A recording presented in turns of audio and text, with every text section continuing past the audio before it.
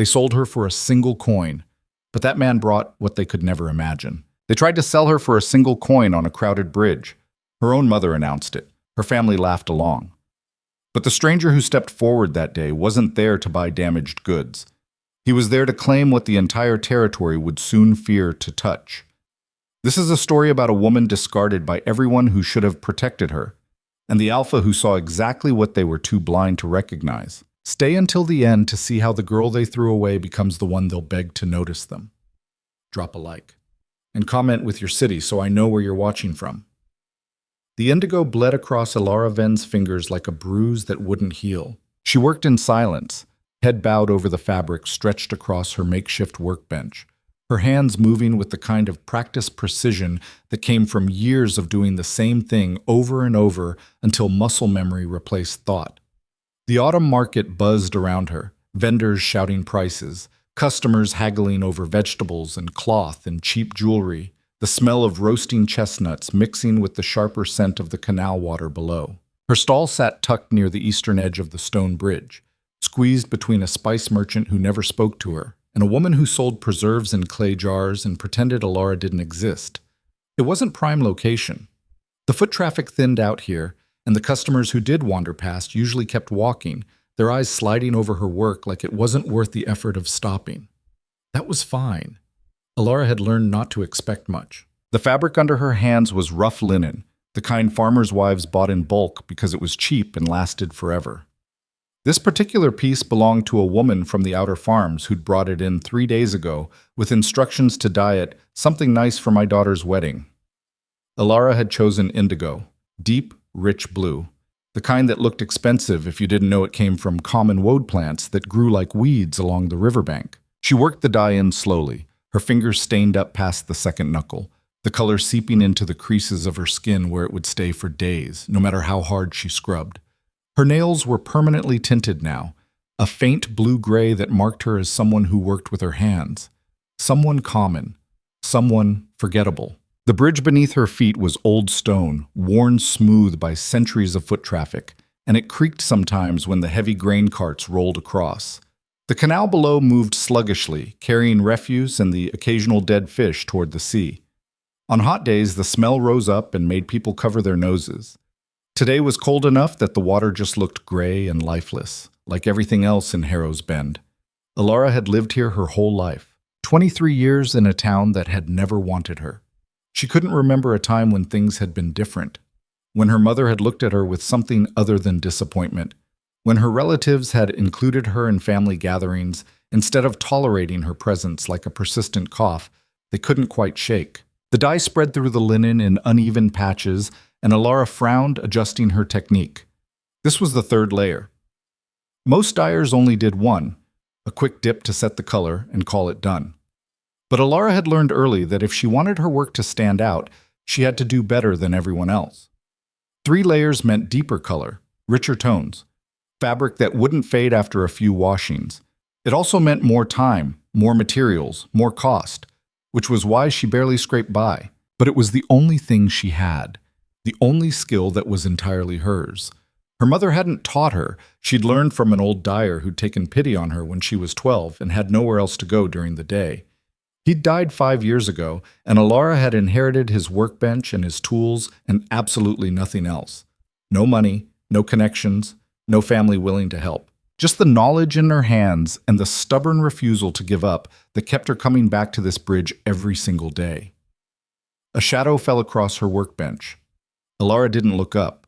Customers rarely approached directly. Usually they hovered at the edges, picking up fabric samples, asking prices in voices that suggested they were doing her a favor by even considering her work. Alara. The voice cut through the market noise like a blade through silk, cold, precise, designed to carry. Alara's hands stilled.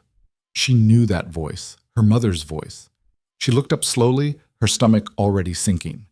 Her mother stood 5 feet away, dressed in dark wool that made her look like she was attending a funeral. Her graying hair was pulled back so tightly it seemed to stretch the skin of her face, and her expression was the same one Alara had seen 1,000 times before. Disappointment wrapped in barely concealed disgust.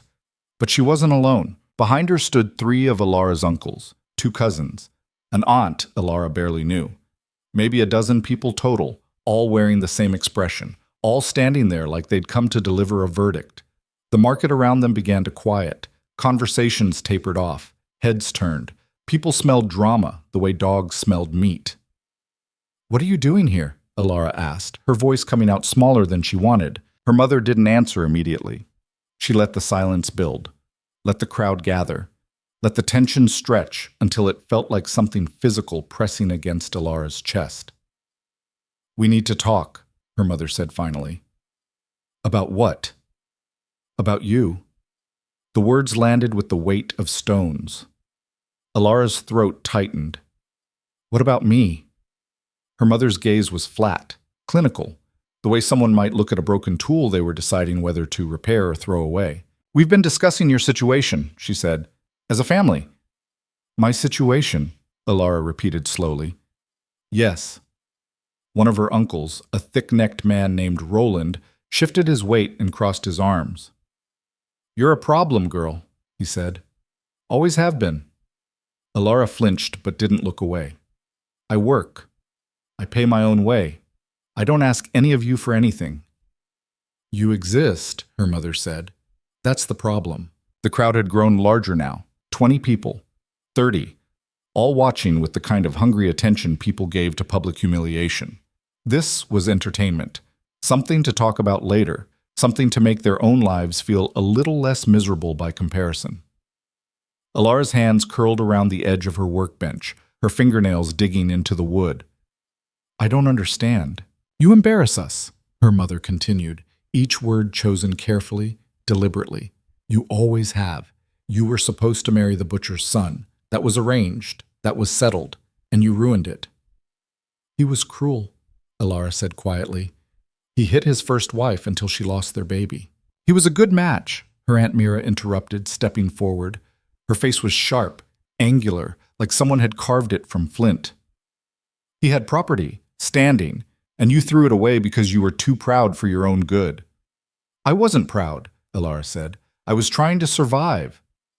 "You were being difficult," her mother snapped. "Just like you've always been. Difficult, stubborn, unable to do what's expected of you." The dye pot beside Alara's hand trembled slightly. She didn't know if it was her shaking or something else. "What do you want from me?" she asked. Her mother's expression didn't change. "We want you to understand something," she said. "You are not part of this family. You never were." The words hit like a physical blow.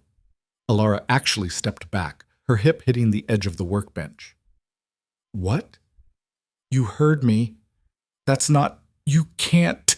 You were a mistake," her mother said, her voice rising just enough to ensure everyone within 30 feet could hear clearly. "A burden we should have let go of years ago.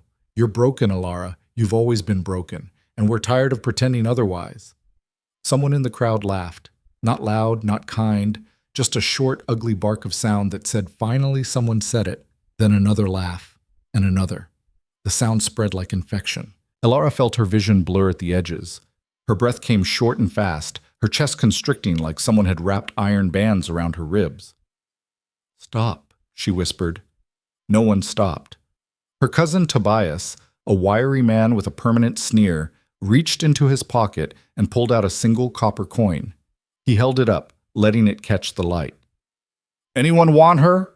he called out, his voice carrying across the bridge. "1 coin. That's the going rate for damaged goods." A ripple of laughter moved through the crowd. Someone shouted, "Not even worth that much." Another voice, "I wouldn't take her for free." Tobias grinned, clearly enjoying himself, and flicked the coin toward Alara's stall. It spun through the air, tumbling end over end, and landed with a dull metallic clink against the wooden surface of her workbench, right next to the dye pots. The sound seemed impossibly loud. Final. Absolute. Alara stared at the coin. 1 piece of copper. That's what they'd decided she was worth. Her hands started shaking. The dye brush slipped from her fingers, hitting the fabric and bleeding dark blue across the linen like a wound opening. The indigo spread in jagged patterns, ruining hours of careful work in seconds. She couldn't breathe, couldn't think. The world around her dissolved into a blur of faces and laughter and the crushing weight of shame, so profound it felt like drowning in deep water with no surface in sight. She wanted to scream, wanted to defend herself, wanted to do something other than stand there and take it. But the words wouldn't come. They never did. So she did what she always did when the world became too much. She lowered her head, made herself small, and disappeared in plain sight. Her mother watched for another moment, her expression unchanged, then turned and walked away without another word. The rest of the family followed like a funeral procession. Their duty done, their point made. The crowd began to disperse slowly. The show was over. Back to their own lives, their own problems, carrying the story of Elara Venn and her humiliation with them like a souvenir. Elara stood alone at her stall, staring at the ruined fabric and the single copper coin sitting beside it. Her throat burned, her eyes stung. But she didn't cry. She'd learned years ago that crying didn't help. It just made people uncomfortable, and then they avoided you even more. She reached for the coin with a trembling hand, her fingers closing around the cold metal. It felt heavier than it should have, like it carried the weight of every cruel word, every dismissive glance, every moment of her life when she'd been told she wasn't enough.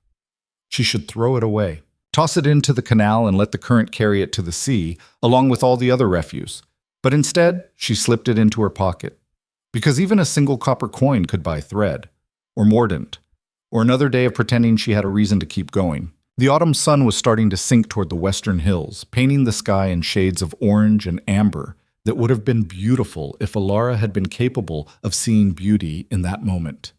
She began cleaning up her workspace mechanically, her movements automatic, gathering the dye pots, folding the ruined fabric, stacking the wooden frames she used for stretching cloth. Her hands still shook. She tried to ignore it, and that's when she felt it.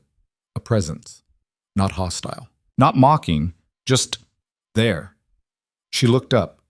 A man stood at the edge of her stall. He was tall, easily 6 feet or more, with broad shoulders and the kind of build that suggested he could handle himself in a fight without breaking a sweat. His clothes were dark, well made but worn, the kind travelers wore when they'd been on the road for weeks. His hair was black and tied back loosely, and his face was hard angles and strong features that might have been handsome if they weren't so severe. But it was his eyes that caught her, dark, intense, focused on her with an attention that felt almost physical. He wasn't laughing, wasn't smirking, wasn't looking at her like she was something broken and worthless. He was just looking at her. Not at the coin, not at the ruined fabric, at her. Elara's breath hitched. "Can I help you?" she managed, her voice barely above a whisper. The man didn't answer immediately. He stepped closer, his movements deliberate, controlled. His gaze moved from her face to the workbench, to the dye pots, to the fabric samples she kept folded at the back of the stall. He picked up one of the finished pieces, a length of wool she'd dyed in layers of green and blue until it looked like deep water. "You do all this yourself?" he asked. His voice was low, steady, the kind of voice that didn't need to shout to be heard. Elara nodded. Yes. He ran the fabric between his fingers, testing the weave, the color saturation, the way the dye had penetrated the fibers. 3 layers, he said. Elara blinked. "How did you—" "I noticed things," he said simply. He set the fabric down carefully, like it mattered, and picked up another piece. This one was linen dyed in shades of amber and gold. "Most people only do 1 layer," he continued, still examining the cloth. "Quick dip, fast profit. But this," he gestured to her work, "this takes time, skill, patience." Elara didn't know what to say. No one ever looked at her work this closely. No one ever noticed. "Thank you," she whispered. The man set the second piece down and finally looked at her again. Really looked, like he was trying to figure something out. "What's your name, Moses?" he asked. "Elara. Elara Venn." "Elara," he repeated, and the way he said it made it sound like something other than the name people spat at her in frustration. "I'm Kael." She nodded, unsure what else to do. "I'll be back," he said. And then he turned and walked away, disappearing into the thinning market crowd as quickly as he'd appeared.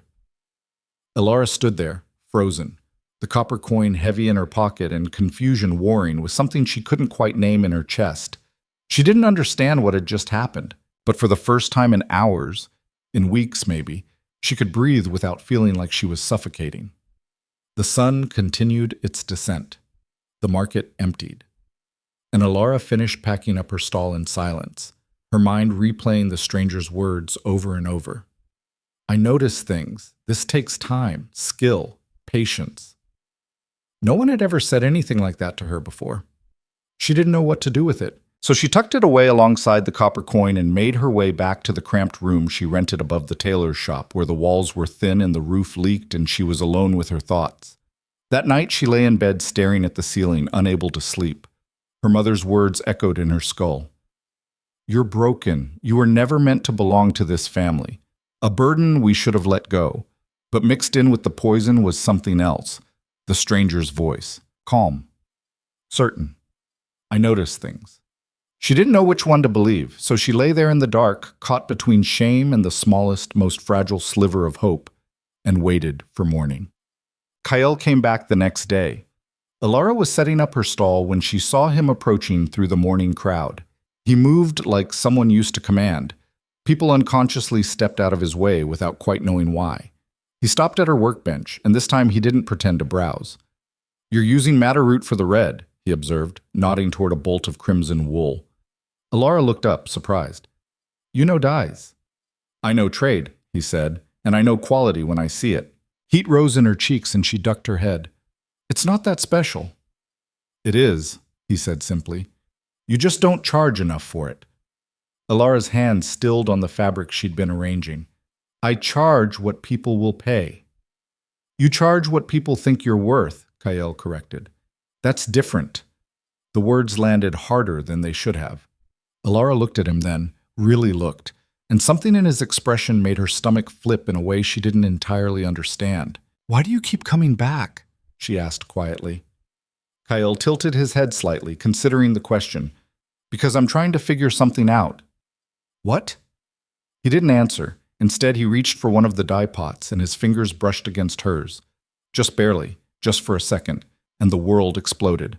Heat shot up Alara's arm like lightning, sudden and overwhelming and impossible to ignore. It wasn't painful, not exactly, but it was intense enough to steal the breath from her lungs. The dye pot between them began to tremble, the liquid inside swirling without being touched, colors eddying and spiraling like something alive. Alara gasped and jerked her hand back. Cale pulled away too, his eyes wide with something that looked like shock. They stared at each other. What was that? Alara breathed. Cale's jaw tightened. I don't know. But the look on his face said otherwise. He knew, he just wasn't ready to say it. I have to go, he said abruptly. And he turned and walked away before Alara could form a response. She stood there, her hand still tingling, staring after him as he disappeared into the crowd. What the hell just happened? He came back again the next day, and the day after that. Each time he stayed a little longer, asked more questions, watched her work with an intensity that should have been unsettling but somehow wasn't. And each time their hands came close, whether reaching for the same piece of fabric or handing coins back and forth, the reaction got stronger. By the fourth day, Alara couldn't ignore it anymore. This isn't normal, she said as they both pulled back from another crackling contact. No, Kyle agreed. It's not. Then what is it? He was quiet for a long moment, his expression conflicted. Finally, he seemed to come to some kind of decision. Can we talk? He asked. Somewhere private? Alara hesitated. Every instinct screamed that this was dangerous, that she should say no, should keep her distance, should protect herself the way she'd learned to do. But there was something in his eyes. Not threat, desperation maybe, or confusion that mirrored her own. There's a bench by the canal, she said. South side, no one goes there. I'll meet you there when you close up. She nodded, and spent the rest of the day unable to focus on anything, her hands shaking so badly she ruined 2 pieces of fabric and had to start over. The bench sat tucked behind a warehouse, overlooking a quiet section of the canal where the water moved slowly and the smell wasn't quite as bad. Alara arrived first, her heart hammering against her ribs. This was stupid, She didn't know this man, didn't know anything about him except that he looked at her work like it mattered and made her skin feel like it was on fire every time they touched. She should leave, should go back to her room and forget this ever happened. But she stayed, and when Kyle appeared, walking toward her through the evening shadows, she didn't run. He sat down beside her, leaving a careful distance between them. For a long moment, neither of them spoke. Then Kyle exhaled slowly. "I need to tell you something," he said, "and you're probably not going to believe me. Try me." He looked at her, his expression serious. "My name is Kyle Arden. I'm the Alpha of the Eastern Territories." The words hung in the air like smoke. Elara stared at him. Alpha. The word carried weight, power, authority. Alphas ruled territories, commanded armies, made decisions that affected thousands of lives. They didn't browse market stalls in backwater towns. They didn't talk to girls like her. "You're lying," she said. "I'm not." "Then why are you here? Why?" She gestured between them. "Why any of this?" Kale's gaze didn't waver.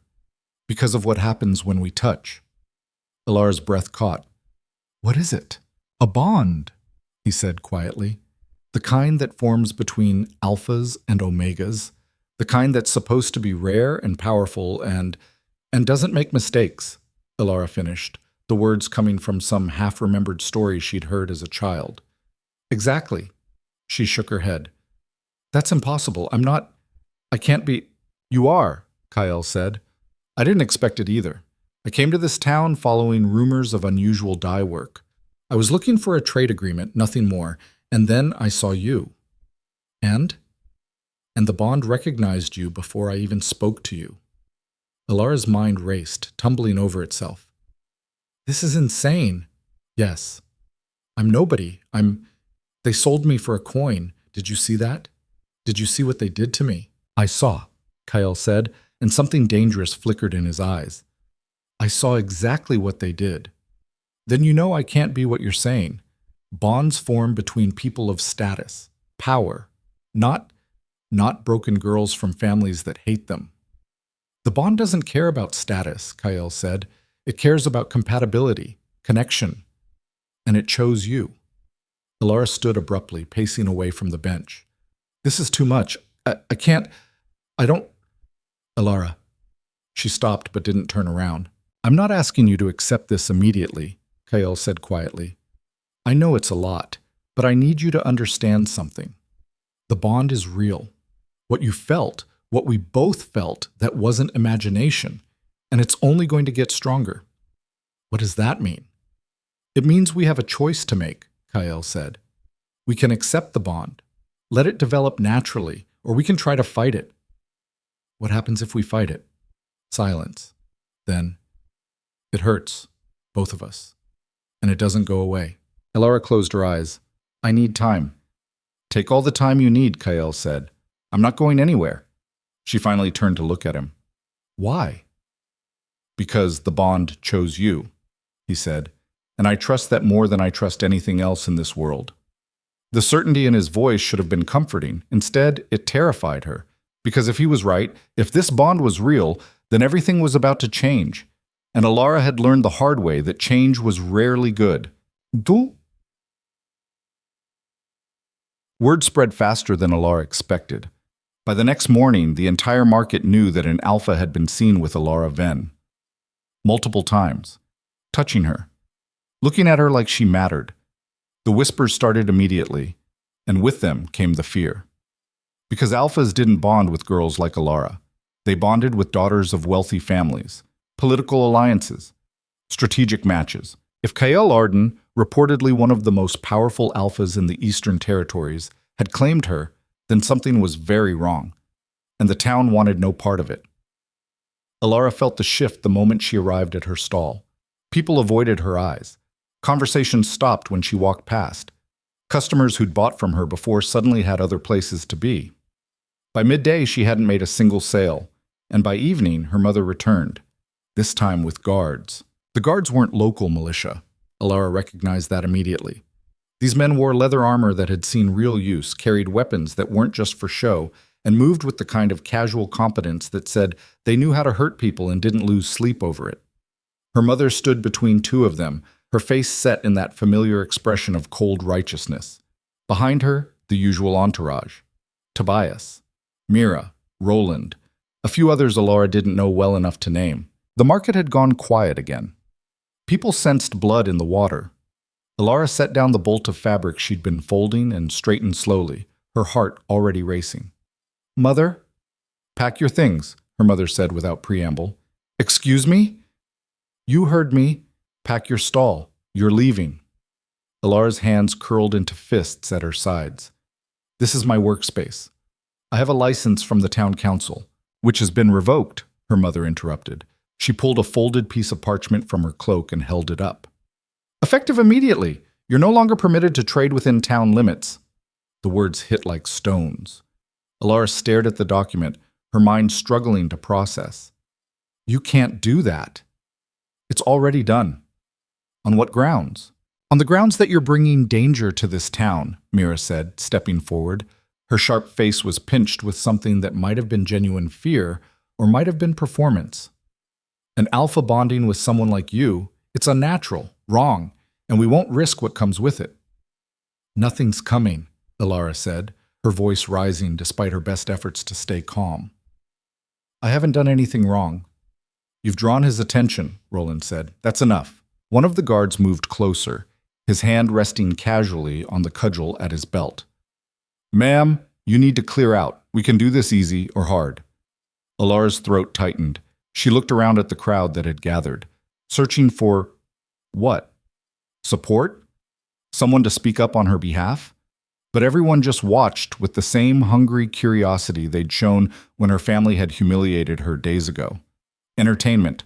That's all she was to them. "I need time to pack properly," she said, hating how her voice shook. "My tools, the dyes." "You have 10 minutes, the guard said. "That's not enough." "Then you'll have to leave some of it behind." Panic clawed at her chest. These tools were everything. The dye pots her mentor had left her, the wooden frame she'd built herself, the fabric she'd already invested materials and time into. Without them, she had nothing. "Please," she said, and hated herself for begging. "Just give me until tonight. I'll be gone by morning, I swear." Her mother's expression didn't change. 10 minutes, and if that man comes near you again, the guards have orders to arrest you both for disturbing the peace. Disturbing the... We haven't done anything. "You exist in proximity to each other," her mother said coldly. "That's disturbance enough." Alara wanted to scream, wanted to fight, wanted to do something other than stand there and watch her life get dismantled piece by piece. But what could she do? She was one person against the entire town council, backed by guards who wouldn't hesitate to use force. So she started packing. Her hands shook so badly she could barely grip anything. She wrapped the dye pots in cloth, knowing some would probably break anyway. Stacked the wooden frames haphazardly. Rolled fabric without proper care, creasing and damaging work that had taken days. The crowd watched. No one offered to help. 9 minutes later, she had maybe half her possessions loaded into a borrowed handcart. The rest, the heavier items, the things that would take 2 people to move, had to stay behind. "Time's up," the guard said. "I'm not finished." "You are now." He gestured to the other guards, and they moved forward, physically blocking her from her own stall. Alara stood there, the handcart's handles digging into her palms, and felt something inside her crack. Not break, not yet, but crack, like ice on a pond when the temperature starts to rise. Her mother watched with that same cold satisfaction. "This is for your own good," she said, "and the town's. You'll understand eventually." Alara met her mother's eyes. "No," she said quietly. "I don't think I will." She turned and began pushing the handcart toward the bridge's edge, every eye following her. The whispers started immediately, speculation about where she'd go, how long she'd last, whether the Alpha would still want her now that she had even less than before. Alara blocked it out. She made it 3 streets before her arms started shaking from the effort of pushing the overloaded cart over uneven cobblestones. She made it 5 streets before the first wheel broke. The cart tipped, spilling dye pots and fabric into the street. One of the clay containers shattered, bleeding crimson across the stones like an accusation. Alara dropped to her knees, scrambling to save what she could, her breath coming in short gasps that might have been sobs if she'd let them be. Easy. The voice came from behind her. She knew it before she turned. Kale crouched beside her, his hands already reaching for the scattered items. Don't, she choked out. Don't help me. They're watching, and if they see you, I don't care what they see. He picked up a dye pot carefully, examining it for cracks. Where were you taking this? I don't know, Alara admitted. Her voice came out broken, defeated. I don't have anywhere to go. Kale was quiet for a moment. Then he stood and offered her his hand. Yes, you do. She looked up at him, tears she'd been fighting finally breaking free. I can't. If I go with you, they'll say I'm proving them right, that I'm dangerous, that the bond is the only honest thing in this entire situation, Kyle said. Everything else is fear and politics and people trying to control what they don't understand. They revoked my license, banned me from the market. If I leave with you, they'll use it as proof that I was the problem all along. You were never the problem, Kyle said. They are. He crouched again, meeting her eyes at her level. Alara, listen to me. You can stay here and try to rebuild, and they'll tear you down again. Or you can come east with me, to territory where the bond is respected, where you can work without someone sabotaging you at every turn. I don't know you. I know, but you know the bond, and the bond doesn't lie. Alara looked at the spilled dyes, the broken cart, the pieces of her life scattered across the dirty street, everything she'd worked for. Gone. Because she'd drawn the attention of someone powerful, and her town would rather destroy her than deal with the implications. She thought about her cramped room above the tailor's shop, the way people had started crossing the street to avoid her, the whispers that followed her everywhere now. What exactly was she staying for? If I come with you, she said slowly, this isn't me accepting the bond. Not yet. I know. I need time, space, to figure out what this is without everyone watching and judging. You'll have it. And if it turns out I can't do this, if the bond is wrong somehow, then I'll help you find somewhere safe to start over, Kyle said. No obligations, no pressure. I promise. Alara searched his face for deception, for hidden agendas, for any sign that this was another trap, but all she saw was sincerity, an exhaustion that mirrored her own. Okay, she whispered. Kale's expression shifted, relief washing over his features. Okay. He stood and helped her to her feet, then began efficiently repacking what could be saved. A few people had stopped to watch, their expressions ranging from curious to hostile. Alara ignored them. She'd spent her whole life trying to make herself small enough, quiet enough, acceptable enough, and it had gotten her exactly nowhere. Maybe it was time to stop caring what they thought. They worked in silence, salvaging what they could and abandoning the rest. The broken cart stayed where it fell. Someone else's problem now. When they finished, Kyle gestured down the street. My horse is stabled at the inn. We can carry this much. Alara nodded and picked up her share of the load. They made it halfway to the inn before the shouting started. A group of men had gathered at the intersection ahead, 8 or 9 of them, all carrying various improvised weapons. Alara recognized a few. Day laborers, dock workers, men who drank too much and looked for excuses to use their fists. At the front stood Tobias, his face twisted with something ugly. That's far enough, he called out. Kyle stopped but didn't set down what he was carrying. We're leaving. That's what you wanted. We wanted her gone, Tobias said. Not running off with some alpha who thinks he can just waltz into our town and take what he wants. I'm not taking anything, Kyle said, his voice level. She's choosing to leave. She doesn't get to choose, one of the other men said. She's Harrow's Bend born. That makes her our business. Alara felt ice run down her spine. I'm not your property, she said, her voice coming out stronger than she felt. Tobias laughed. No, you're nobody's property. You're just trash we're tired of dealing with. He took a step forward and the others moved with him. So here's what's going to happen. You're going to put down whatever you're carrying and walk away, alone. And we're going to have a conversation with your friend here about respecting boundaries. Kale set down his burden carefully. When he straightened, something in his posture had changed. Not aggressive, but absolutely ready. Last chance, he said quietly. Walk away. Tobias grinned. Or what? What happened next took maybe 30 seconds. Tobias swung first, the cudgel whistling toward Kael's head in a wild arc. Kael moved like water, smooth, efficient, impossibly fast. He stepped inside the swing, caught Tobias's wrist, and twisted. The cudgel hit the ground with a clatter, and Tobias followed it, crying out as Kael put pressure on his shoulder joint. Two other men rushed forward. Kael released Tobias and pivoted, his fist catching the first man in the solar plexus hard enough to fold him in half. The second man swung a chain and Kael caught it mid-arc, yanked hard, and used the momentum to throw the man into his companions. Bodies went down in a tangle of limbs and shouted curses. The remaining men hesitated, suddenly less certain. Kael stood in the center of the street, breathing hard but controlled, and when he spoke, his voice carried. I didn't come here looking for a fight, but if you force one, you won't like how it ends. One of the men on the ground groaned. Another tried to get up and thought better of it. Tobias pushed himself to his knees, his face red with rage and humiliation. This isn't over, he spat. Yes, Kael said coldly. It is. He turned to Alara, who'd watched the entire thing with her heart in her throat.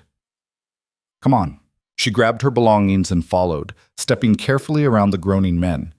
They made it to the inn without further incident, though Alara could feel hostile eyes tracking their every move. Kael's horse was a huge gray gelding that looked like it could carry both of them and all their supplies without breaking a sweat. We'll share, Kael said, securing the salvaged items to the saddle. It's faster than walking, and I'd like to be out of town before dark. They might come after us. Let them try. He mounted first, then reached down to help her up. Alara hesitated, her hand in his, feeling the bond flare to life at the contact. Heat and light and connection that felt both foreign and familiar, like coming home to a place she'd never been. She swung up behind him, her arms wrapping around his waist for balance. The bond intensified, and she felt it, not just the physical sensation, but something deeper, emotion bleeding across the connection.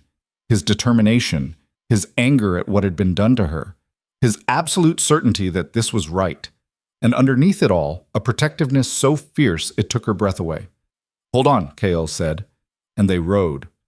Out of Harrow's Bend, away from the only home Alara had ever known, toward something uncertain and terrifying and possibly the biggest mistake of her life. But as the town disappeared behind them and the road opened up ahead, Alara felt something unexpected. Relief. Like a weight she'd been carrying for so long she'd forgotten it was there had finally been lifted. She was leaving, actually leaving, and for the first time in her life, no one could stop her. They rode until the sun began to set, putting miles between them and Harrow's Bend. The landscape shifted from farmland to rolling hills covered in tall grass that swayed in the evening breeze. Finally, Kael guided the horse off the main road toward a small clearing near a stream. We'll camp here tonight, he said, dismounting. It's not much, but it's safe. Alara slid down, her legs unsteady after hours in the saddle. Kael noticed. First time on horseback? That obvious? A slight smile tugged at his mouth. You'll get used to it. While he tended to the horse, Alara wandered to the stream. The water ran clear and cold, and she knelt beside it, splashing her face and neck. The events of the day crashed over her all at once. Banishment, violence, flight. She'd left everything behind, her workshop, her room, the few possessions she hadn't been able to carry, the town where she'd been born and raised and systematically destroyed. She should feel devastated. Instead, she felt light, free, and that scared her more than anything. Hey, Kael's voice was quiet, careful. She looked up to find him standing a few feet away, giving her space. You okay? I don't know, she admitted. I should be more upset than I am. Why? Because I just lost everything. You lost things, Kael corrected. Not everything. Alara stood, wiping her wet hands on her skirt. What's the difference? Things can be replaced, he said. Tools, workspace, even the dyes. I know suppliers across 3 territories who'd kill to work with someone of your skill. You don't know my skill. You've seen a few pieces of fabric. I've seen enough. He moved closer, and Alara found she didn't want to step back. What you lost today was poison masquerading as home, he said. A place that made you small. People who convinced you that you weren't worth the space you occupied. They were my family. They were people who should have been your family, Kyle said. There's a difference. Ilara's throat tightened. You make it sound simple. It's not, he admitted, but it's true. The bond hummed between them, that constant pull that seemed to grow stronger every hour they spent together. I'm scared, Ilara said quietly. Of what? That you're wrong. That the bond is wrong.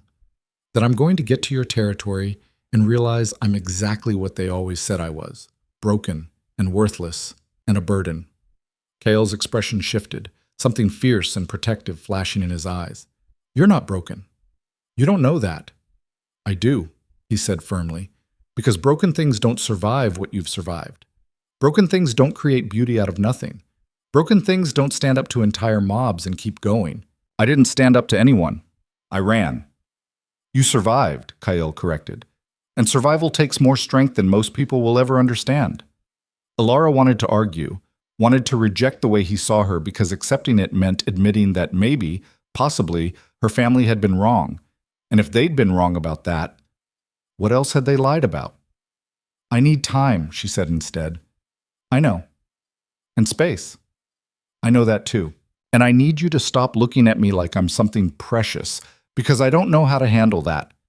A slight smile crossed Kyle's face. I'll try. No promises. Despite everything, Ilara felt her own mouth twitch.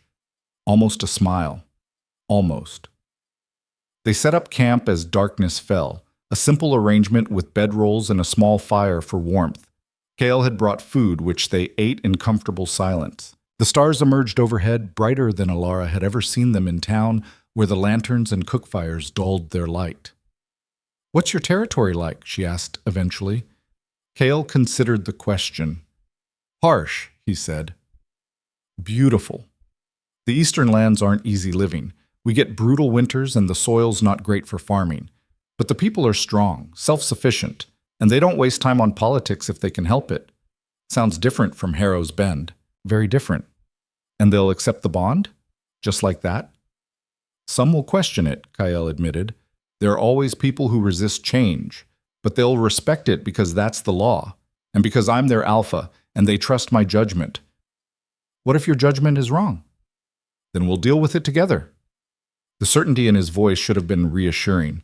Instead, it highlighted how little certainty Ilara had in herself. She lay down on her bedroll, staring up at the unfamiliar constellations, and tried to imagine a future that didn't involve constant fear and shame. It was harder than it should have been. Across the fire, Kyle settled into his own bedroll, his back to her, giving her privacy and space. But the bond connected them anyway, that constant hum of awareness. She could feel him there, solid and steady, even without looking. It was strange, intrusive, and somehow comforting. Ilara closed her eyes and tried to sleep, but her mind wouldn't stop racing. Tomorrow, they'd ride further east, further from everything she'd ever known, toward something unknown and possibly disastrous. And despite her fear, despite her doubts, despite every learned instinct screaming that this was a mistake, part of her wanted to see what happened next, wanted to find out who she could be in a place that didn't already have her labeled and dismissed, wanted to believe that maybe, possibly, the bond had seen something in her worth claiming, even if she couldn't see it yet herself. Sleep finally came, restless and full of dreams she wouldn't remember. But when she woke to birdsong and morning light filtering through the trees, Kyle was already up, tending to the fire and preparing a simple breakfast. He looked over when he heard her stirring. Sleep okay? Not really. Yeah, me neither. There was something almost companionable about the admission. They ate quickly and broke camp, loading everything back onto the patient gray horse. How far today? Ilara asked. If we push, we can make it to Millbrook by evening, Kyle said. It's a trading post on the border between territories. We can get supplies there. Maybe a second horse so you're not stuck riding double the whole way. I don't have money for a horse. I do. Kyle, consider it an investment, he said. You're going to need tools and materials to set up a new workshop anyway. A horse is just part of that. Ilara wanted to argue, but the practical part of her brain recognized the truth. She couldn't rebuild her life with nothing, and pride wouldn't keep her fed or housed. "I'll pay you back," she said. "If you want." They mounted and rode, the morning passing in relative silence, broken only by the steady rhythm of hoofbeats and the occasional conversation about the landscape or the bond or nothing in particular. It was strange, Ilara thought, how quickly the unfamiliar started to feel normal. 2 days ago, she'd never been on a horse. Now she was riding across open country with an alpha she barely knew, fleeing her entire life. And somehow it felt less insane than staying had. They stopped at midday to rest the horse and eat. Ilara was stretching her sore legs when Kael suddenly went still, his head turning toward the road behind them. "What is it?" she asked. "Riders, coming fast." Ilara's stomach dropped. "From Harrow's Bend?" "Maybe, or just travelers, but we should be careful." He moved to the horse, ready to mount quickly if needed. The riders appeared a few minutes later, 3 men on horseback, moving at a gallop. They saw Kael and Ilara and immediately changed direction, heading straight for them. Ilara recognized the lead rider, her uncle Roland, and the 2 men with him were the guards who'd evicted her from the market. "Run," Kael said quietly. "What?" "Get on the horse. Run. I'll hold them off." "I'm not leaving you." "Ilara," he said, his voice hard. "If they take you back, your mother will lock you up somewhere I can't find you. And the bond will make both of us sick. So please, run." The riders were getting closer. Ilara could see the determination on Roland's face. They weren't here to talk. "I won't leave you," she said. "Then hold on tight." Kael grabbed her and all but threw her onto the horse, swinging up behind her in one smooth motion. He kicked the gelding into a gallop just as the first rider reached them. The pursuit was terrifying. The gray horse was strong but carrying double weight. The 3 riders behind them were gaining. Kael guided them off the main road, plunging into rougher terrain where the trees grew closer together. The pursuing horses struggled with the obstacles, but so did theirs. "This isn't working," Ilara shouted over the thunder of hoofbeats. "I know!" A low branch nearly took her head off, and she ducked at the last second. Behind them, one of the guards shouted something about stopping, like that was going to happen. They burst out of the trees into a clearing and found themselves at the edge of a ravine. The drop wasn't fatal, but it was steep. Kael pulled the horse up short, the animal's hooves skidding on loose gravel. Behind them, the 3 riders emerged from the forest, spreading out to block any escape route back the way they'd come. They were trapped. Roland dismounted slowly, his expression grim. "End of the line, girl." "She's not going back," Kael said. "That's not your decision." "It's not yours either." Roland gestured to the guards, who dismounted and began moving forward, hands on their weapons. Ilara felt Kael tense behind her. The bond flared, hot and urgent. And suddenly she felt it, power, coiling beneath her skin like a living thing, not her power, his, bleeding across the bond, offering itself to her. Instinct took over. Ilara reached for that power without knowing how, grabbed it with mental hands she didn't know she had, and pulled. The world exploded in color, brilliant blues and golds and greens streaming from her hands like liquid light. The guards stumbled back, shielding their eyes. Roland's horse reared, panicked, and the bond between Ilara and Kael ignited fully, completely, undeniably. The shockwave rippled outward, visible as distortion in the air. It hit the guards and knocked them flat. Roland went down hard, his horse bolting. Even their own horse staggered. And then silence, absolute, profound. Ilara stared at her hands, still glowing faintly with colors that shouldn't exist. "What?" she breathed. "Was that?" Kael's arms tightened around her. His voice when he spoke was rough, shaken. "That," he said, "was the bond showing everyone exactly what you are." The colors faded slowly, reluctantly, like the last light of sunset clinging to the horizon before surrendering to night. Ilara stared at her hands, watching the glow diminish until only her stained, ordinary fingers remained.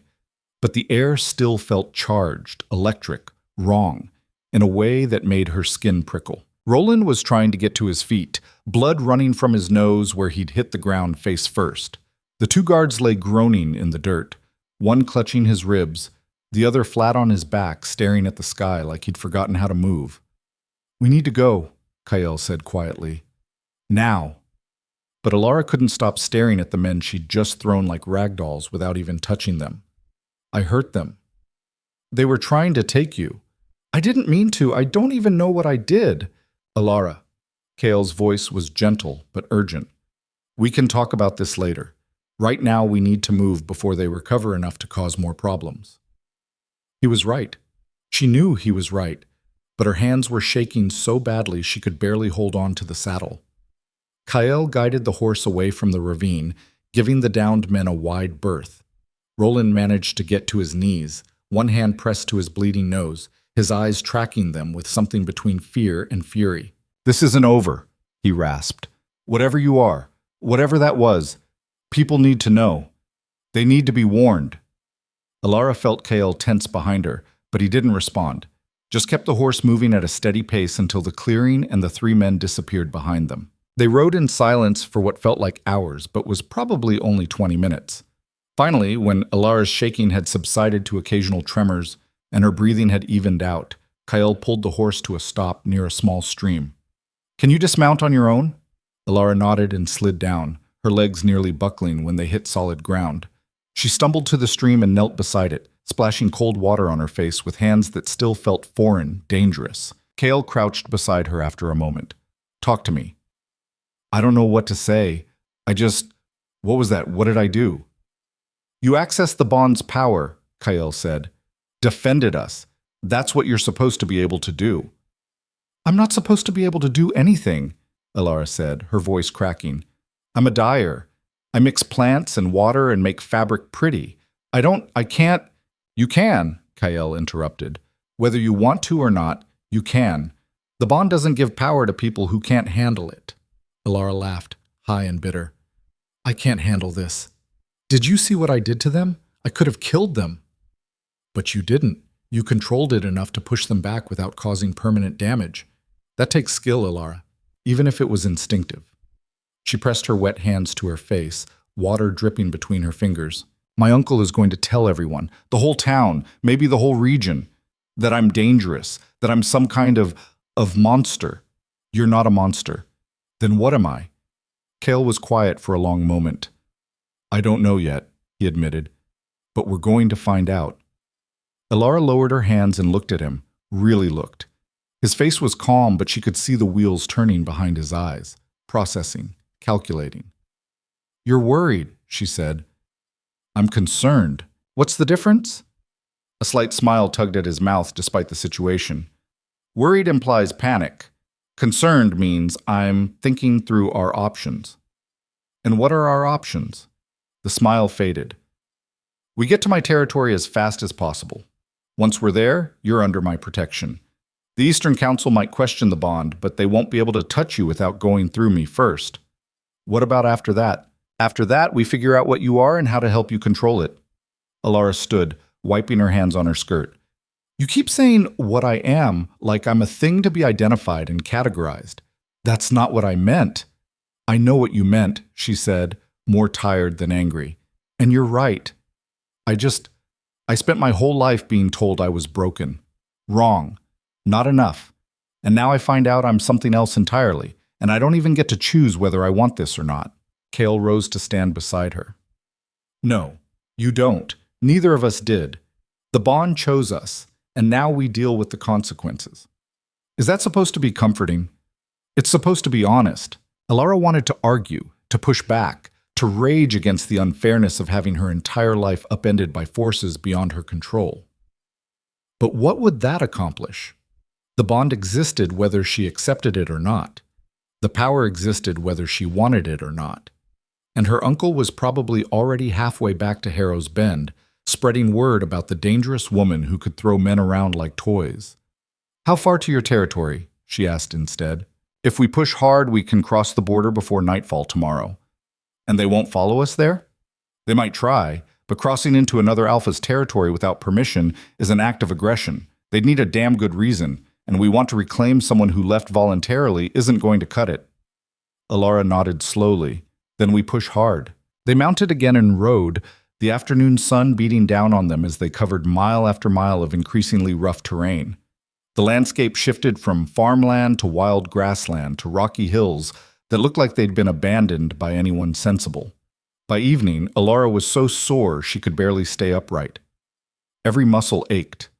Her thighs were raw from hours in the saddle, and her back felt like someone had been beating it with a stick. Kyle must have noticed because he finally pulled the horse to a stop near a rocky outcropping that provided some shelter from the wind. "We'll camp here tonight. The border is only a few hours' ride from here. We can cross it first thing in the morning." Alara slid down gratefully, her legs immediately giving out. She caught herself on the horse's flank, breathing hard. "I'm fine," she said before Kale could ask. "You look half dead." "Thanks. That's exactly what every woman wants to hear." He had the grace to look chagrined. "I just meant, I know what you meant, and you're not wrong, but I'll survive." She forced herself to walk, working the stiffness out of her legs while Kyle set up camp with practiced efficiency. He had this down to a routine. Bedrolls, fire, food preparation, all of it done with the kind of economy of motion that came from doing it 1,000 times. Alara tried to help, but mostly just got in the way until Kyle gently directed her to sit and rest. "You did enough today," he said. "Let me handle this." She wanted to protest, but exhaustion won out. She sat on one of the bedrolls and watched him work, the bond humming quietly between them. It was strange how quickly she'd gotten used to that sensation, like background noise you stop noticing until it suddenly changed pitch. They ate in silence as the stars emerged overhead, those same unfamiliar constellations that seemed to emphasize just how far from home she was. Except Harrow's Bend had never really been home, had it? Home implied safety. Belonging. People who gave a damn whether you lived or died. Harrow's Bend had been a cage she'd mistaken for shelter. "What are you thinking about?" Kyle asked. Alara considered lying, then decided against it. "How I spent 23 years trying to belong somewhere that never wanted me. Seems stupid in retrospect." "It's not stupid. It's human. We all want to belong somewhere." "Do you?" "Do I what?" "Belong. You're an alpha. You have power, authority, your own territory. But do you actually belong anywhere?" Kyle was quiet for a long moment, staring into the fire. "I don't know," he admitted finally. "I belong to my responsibilities, my people, the territory. But that's not the same as feeling like you fit, is it?" "No, it's not." They lapsed into silence again, but it was companionable rather than awkward. Two people who'd been forced together by circumstance and were slowly figuring out how to exist in each other's orbit. Alara was starting to drift off when Kyle spoke again. "The power you accessed today, can you feel it now?" She focused inward, searching for whatever had exploded out of her at the ravine, and found it. A well of something sitting just below her consciousness. Not gone, just dormant. Waiting. "Yes," she said quietly. "It's still there." "Good." "Good? Kale, I threw 3 men like they weighed nothing. That's not good. That's terrifying." "It's terrifying if you can't control it," he corrected. "But if you can learn to use it deliberately, it's protection, power, the ability to defend yourself against people who want to hurt you." Alara pulled her knees up to her chest. "I don't want to hurt anyone. I know. But sometimes the world doesn't give us that choice." She wanted to argue, but the memory of her uncle's face, the fear mixed with hatred, stopped her. Roland had looked at her like she was a monster. And he wasn't wrong to be afraid, was he? She'd hurt them without meaning to, without even understanding how. What else might she do by accident? "I'm scared," she admitted. "Of the power? Of myself, of what I might become." Kyle moved closer, sitting beside her on the bedroll. "Then we make sure you become someone you can live with. Someone who uses power to protect, not destroy. That's the choice, Alara. Not whether you have power, but what you do with it." She looked at him, at the absolute certainty in his eyes, and felt something shift inside her chest. Not acceptance, not yet, but maybe the beginning of it. "How did you learn to control yours?" she asked. "Badly at first. I made a lot of mistakes. Hurt people I didn't mean to hurt. Took years to get it right." That's not exactly reassuring. A slight smile. "No, but it's honest, and you'll have help. I can teach you what I know, and when we reach my territory, there are others who understand bonds better than I do. We'll figure this out together." Why are you being so patient with me? Because the bond told me you were worth it before I even knew your name, and everything I've seen since then has proven it right. Alara's throat tightened. You barely know me. I know you survived a family that should have protected you. I know you create beauty in a world that tried to crush you. I know you're brave enough to run toward uncertainty rather than stay in a cage. That's enough. She didn't know what to say to that. Didn't know how to process someone seeing value in her when she'd spent her whole life being told she had none. So she just sat there, shoulder to shoulder with this man who'd upended her entire existence, and tried to believe him. They slept eventually, exhaustion overcoming Alara's racing thoughts. But her dreams were vivid and strange. Colors that shouldn't exist, power flowing like water, and the constant pull of the bond connecting her to something larger than herself. She woke before dawn to find Kyle already up and breaking camp. We should move, he said when he saw her stirring. The sooner we cross the border, the safer we'll be. Alara nodded and helped pack, her body protesting every movement, but she pushed through it, driven by the knowledge that every mile brought them closer to something resembling safety. They rode as the sun rose, painting the rocky hills in shades of gold and amber. The landscape grew harsher, more unforgiving. Fewer trees, more stone, wind that cut through clothing and chilled to the bone. This was the Eastern Territory, beautiful in a brutal, uncompromising way. The border is just ahead, Kyle said after a few hours. There's a marker, a stone cairn. Once we pass it, we're under Eastern law. Alara could see the cairn in the distance, a pile of stacked stones that looked ancient and deliberate. They were maybe half a mile away when the riders appeared. Not from behind this time. From ahead. 7 of them, spread across the road in a line, blocking the way forward. And at the center, mounted on a black horse that looked like it had been bred for war, sat a man who radiated power like heat from a forge. He was maybe 40, with silver-streaked dark hair and eyes so pale they looked almost colorless. His face was all hard angles and old scars, and when he smiled it didn't reach those cold eyes. Kyle went rigid behind her. That's not good, he muttered. Who is it? Varen Castellan, Alpha of the Northern Territories. I thought we were going east. We are. But the northern border runs close to the eastern one here, and Varen has never respected boundaries when it suited him. The riders didn't move, just waited as Kael guided the horse forward slowly, stopping a dozen yards from the line of mounted men. Varen's smile widened. Kael Arden, it's been too long. Not long enough, Kael said evenly. Is that any way to greet an old friend? We were never friends. True enough? Varen's gaze shifted to Alara, and she felt it like a physical touch, cold, assessing, dismissive. So this is what all the fuss is about. This doesn't concern you, Varen. Oh, but it does. See, word's been spreading. A bonded pair fled Harrow's Bend after the woman demonstrated some rather impressive power, threw 3 armed men around like children. Very dramatic. Alara's stomach dropped. How did he already know? We're passing through, Kael said. That's all. Let us cross into Eastern Territory, and we'll be out of your hair. Now, why would I do that? Varen asked, his tone conversational, when I have a rare opportunity to see for myself whether the rumors are true. The rumors are none of your business. Power is always my business, Kael. You know that. Varen dismounted in one fluid motion and walked toward them. His men stayed mounted, hands resting casually on their weapons. Kael tensed, and Alara felt the bond flare in response, his protective instincts bleeding across the connection. Tell me, girl, Varen said, stopping a few feet away. Is it true? Can you really channel bond power without training? Alara's mouth went dry. I don't know what you're talking about. Don't lie. It's beneath you. She's not lying, Kael said. It happened once, instinctively. She has no control over it. Even better, Varen said, his pale eyes fixed on Alara with disturbing intensity. Raw power, untrained. Do you know how rare that is? How valuable? She's not a commodity, Kael said, his voice dropping into something dangerous. Everything is a commodity, if you know its worth. Varen moved closer, and Kael shifted the horse, keeping himself between Varen and Alara. Last warning, Kael said quietly. Back off. Varen laughed. Or what? You'll fight me? Here?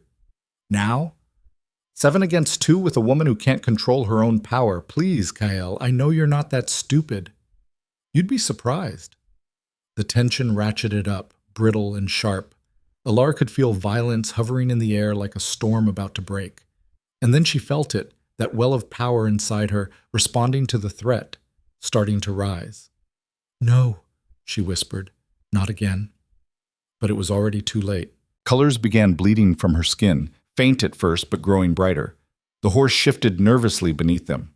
Varen's men reached for their weapons. Fascinating, Varen breathed.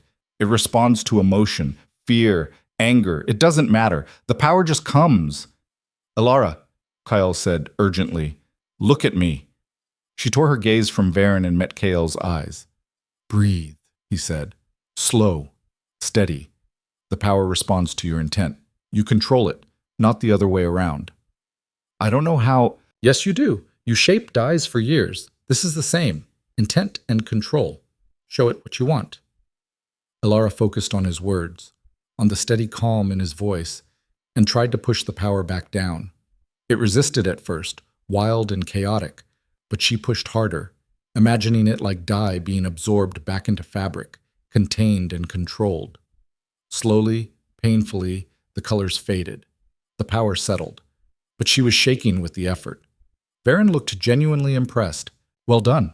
Most people can't manage that on their first try. Go to hell, Alara said through gritted teeth. His eyebrows rose. Spirit too. I like that. Varen, Kael said, his voice hard as stone. Move. Your men. Varen studied them both for a long moment, something calculating moving behind those pale eyes. Then he smiled again and stepped back. Fine, pass through. But know this, Kael. The council is going to hear about this. A bonded pair with unstable power crossing into your territory. They'll have questions, demands, probably, and I'll make sure they know every detail. Do what you need to do. Oh, I will. Varen remounted his horse and gestured to his men. They parted, creating a gap in their line just wide enough for Kael's horse to pass through. Kael guided them forward slowly, keeping his movements calm and non-threatening despite the tension radiating from every line of his body.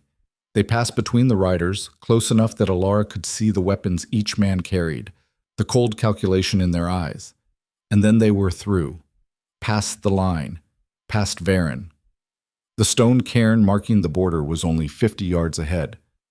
Don't run, Kael said quietly. Just keep moving, steady. They reached the cairn, crossed it, and the moment they did, Alara felt something shift in the air, like passing through a curtain or crossing a threshold. They were in Eastern Territory, Kael's domain.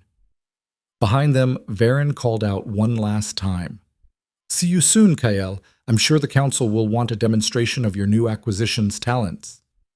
Kael didn't respond, just kept the horse moving until Varen and his men were out of sight behind the rocky hills. Only then did he exhale, long and shaky. That was too close. He called me an acquisition, Alara said, her voice hollow. He's a bastard who sees people as tools. Don't listen to him. But he's right, isn't he? The council will want to see what I can do, test me, and if I can't control it, then we deal with it when it happens. Right now, we keep moving. My fortress is still 2 days' ride from here, and I want to be inside those walls before Varen decides to do something stupid. They rode hard through the afternoon, pushing both themselves and the horse to the limit. The landscape grew even more harsh. All rocky cliffs and sparse vegetation and wind that howled through narrow valleys. But it was beautiful, too, in its own way. Wild and free and uncompromising, like the bond itself. By evening, they reached a small settlement, more of a way station than a town. A cluster of stone buildings huddled against the wind, built for function rather than beauty. We'll stop here for the night, Kael said. Get food and rest. Then tomorrow we finish the journey. The settlement's residents recognized Kael immediately, their expressions shifting from wary to respectful the moment they saw him. An older woman who ran the way station offered them her best room without being asked, refusing payment despite Kael's insistence. You're our alpha, she said firmly. You don't pay for hospitality in your own territory. It was the first time Alara had seen people treat Kael as what he actually was. Not just a man, but a leader. Someone they looked to for protection and guidance. The weight of it was visible in the way he carried himself, the careful attention he paid to even casual conversations with the station's residents. This was his responsibility, his burden, and now, apparently hers too. They ate a simple but filling meal in the common room, surrounded by curious stares that tried to be subtle and failed. Alara could hear the whispers, feel the weight of questions people were too polite to ask out loud. Who was she? Why was she with the Alpha? Was the bond real? She kept her head down and focused on her food, pretending she couldn't hear any of it. After dinner, they retreated to the room. It was small but clean, with a single bed and a fireplace that someone had already stoked to warmth. Kale looked at the bed, then at Alara. I'll sleep on the floor. Don't be ridiculous. The bed's big enough for both of us. Alara, we've been riding double for 2 days. I think we can manage sharing a bed without the world ending. He looked like he wanted to argue, but exhaustion won out. Fine, but I'm staying on my side. Deal. They settled in, maintaining a careful distance despite the bond pulling at them like a tide. Alara could feel Kyle there, warm and solid, his breathing steady. And for the first time since this whole insane journey began, she felt almost safe. Not completely. Not yet. But almost. She was drifting off when Kyle spoke quietly into the darkness. Alara? Yeah? Thank you. For what? For trusting me. Even when you had every reason not to. She was quiet for a moment. Thank you for seeing me. When no one else did. His hand found hers in the dark, their fingers linking carefully. The bond hummed between them, warm and steady. And Alara closed her eyes and let herself believe, just for tonight, that maybe everything would be okay. She was wrong. The attack came 2 hours before dawn. Alara woke to the sound of breaking glass and Kyle shouting her name. The room was full of smoke and armed men, and before she could even process what was happening, rough hands grabbed her and a cloth soaked in something chemical covered her face. She tried to fight, tried to reach for the power, but whatever was on the cloth made everything go fuzzy and distant. The last thing she heard was Kyle roaring her name, the sound of fighting, metal on metal. Then nothing. Just darkness and the terrible certainty that she'd been wrong to feel safe. She'd been wrong about everything. Consciousness returned in fragments, cold stone beneath her, the taste of copper and chemicals, pain radiating from her wrists where something metal bit into skin. And the bond screaming alarm like a fire bell in her skull, frantic and desperate and wrong. Alara's eyes cracked open to torchlight and shadow. She was in a cell, stone walls on 3 sides, iron bars on the 4th. Her wrists were shackled to the wall behind her with just enough chain to let her sit but not stand. Her head pounded like someone had used it for drum practice. She's awake! The voice came from beyond the bars. Male, unfamiliar. Footsteps approached, and a face appeared in the flickering light. Not one of the men who'd grabbed her. This one was older, wearing robes that suggested authority. His expression was cold calculation wrapped in false civility. Alara Ven, welcome to the Northern Fortress. Her stomach dropped. Northern, Varen. Where's Kyle? Her voice came out ragged, her throat raw from whatever they'd used to knock her out. The Eastern Alpha is being detained separately, for his own protection, of course. You're lying. Perhaps. But you're in no position to verify, are you? The man, counselor, she guessed, based on the robes, studied her with the detached interest of someone examining an interesting insect. My name is Brennan. I serve on the Northern Council, and you, my dear, are causing quite the commotion. I didn't ask to cause anything. No, but here we are nonetheless. He gestured, and 2 guards moved into view, positioning themselves on either side of the cell door. You demonstrated unstable power, assaulted men from Harrow's Bend, crossed multiple territories without proper documentation, and bonded with an Alpha outside established protocols. Brennan ticked off each point on his fingers like he was reading a shopping list. That's quite the resume for someone who claims to just be a simple dyer. I am a simple dyer. Who can throw grown men through the air without touching them? Yes, very simple. Alara pulled against the shackles, testing their strength. They didn't budge. What do you want? Information, demonstration, assurance that you're not a threat to regional stability. I'm not a threat to anyone. That remains to be seen. Brennan produced a key and unlocked the cell door, stepping inside while the guards stayed positioned outside. He moved with the confidence of someone who knew he held all the power. "Here's what's going to happen," he said, crouching to her level. "You're going to show us what you can do. Properly. Under controlled conditions. And then the council will determine whether you're an asset or a liability. And if I refuse? Then we sever the bond. Forcibly, if necessary." The casual cruelty in his voice made her skin crawl. "You can't do that. Kael's the Eastern Alpha." "Who crossed into our territory and made himself our problem?" Brennan interrupted. "Varen was well within his rights to detain both of you pending a council review. This is kidnapping. This is protocol." He stood, brushing dust from his robes. "You have until tonight to consider your options. Food and water will be provided. I suggest you use the time wisely." He left, the cell door clanging shut behind him, the lock clicking with a finality that made Alara's chest tighten. She was alone, shackled in a foreign fortress, cut off from Kael, and the bond was losing its mind, flooding her with his panic and rage and desperate need to reach her. She closed her eyes and tried to push calm back across the connection, tried to tell him she was alive, she was okay, they'd figure this out. She didn't know if it worked. Hours passed, or maybe minutes. Time felt meaningless in the windowless cell with nothing but torchlight and her own spiraling thoughts. A guard brought food eventually, bread and water that Alara stared at without eating. Her stomach was too knotted with fear and anger to handle food. Think. She needed to think. They wanted a demonstration, proof of her power, which meant they were afraid of what she might be, but also interested in using it if they could. That gave her leverage. Tiny. Fragile. But leverage nonetheless. The bond pulsed again, and this time she felt something different. Not just Kael's emotions, but intent, purpose. Like he was trying to communicate something specific. She focused on it, pulling it closer, and felt, wait. The word formed in her mind, clear as spoken language. "I'm coming. Wait." Alara's breath caught. They could communicate through the bond? How had she not known that? "Because you never tried," some part of her brain supplied.